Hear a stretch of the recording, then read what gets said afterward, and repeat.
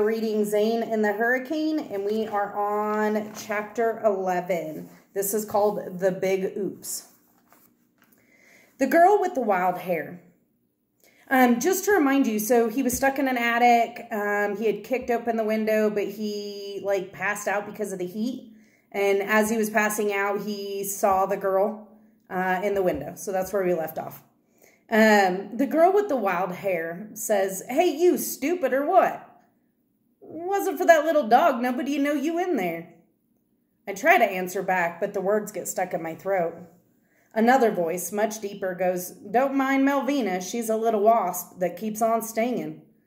My eyes slowly come into a sharper focus. A battered green canoe floats in the water just below the vent opening.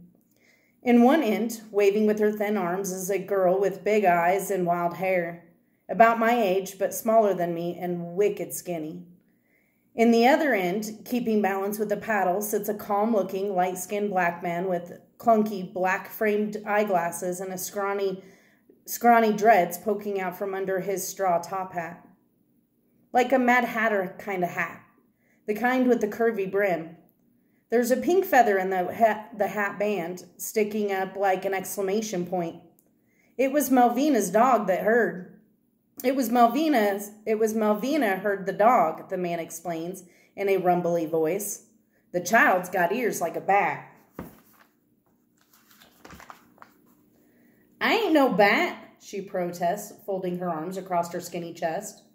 "All it means, darling, you got good ears," he explains. "Bat can hear a pin drop." "Ain't no darling neither."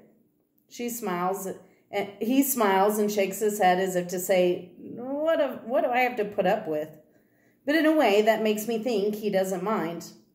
"Best you get down," he suggests, paddling the canoe alongside the building. "Must be hot enough to boil your brain."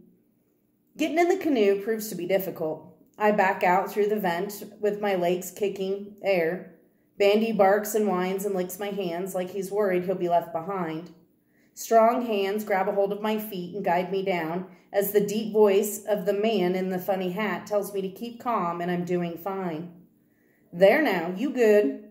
All of a sudden, I'm crouched in the middle of a tippy canoe, holding on for dear life. The skinny girl, Melvina, she's grinning at me, showing a gap in her teeth. "Don't fall in," she teases, full of mischief. "The water's got snakes." "Snakes?" She nods happily as if the snakes in the water was her idea of a good time. "Don't worry about no snakes," said the man in the funny hat. "All you gotta do is stay in the boat." "Ain't no boat," Melvina insists. "This a canoe." The man shrugs and says, "This young lady, happy to point out any mistake." Bandy is barking like mad, wanting to follow me in the canoe. The thing is, now that I'm sitting down and holding on to the sides, I'm worried that reaching for the dog will tip us over. And the idea of snakes, even snakes I can't see, has me spooked. The man in the hat seems to understand and goes, let me think what we can do." He's trying to maneuver the canoe alongside the edge of the roof when all of a sudden Bandy gives a mighty yelp of frustration and launches himself into the air. The little dog hits me square in the chest. I catch him, and then we're tipping over. Me and Bandy and the girl and the man in the hat. We all splash backwards into the water, and the canoe slips out from under us.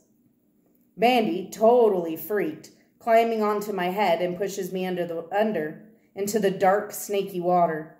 When I come back up, coughing and spitting, I'm more scared than the dog, because I can't see the girl, and all that shows of the man with the rumbly voice is the funny top hat with the pink feather is bobbing in the water like a toy.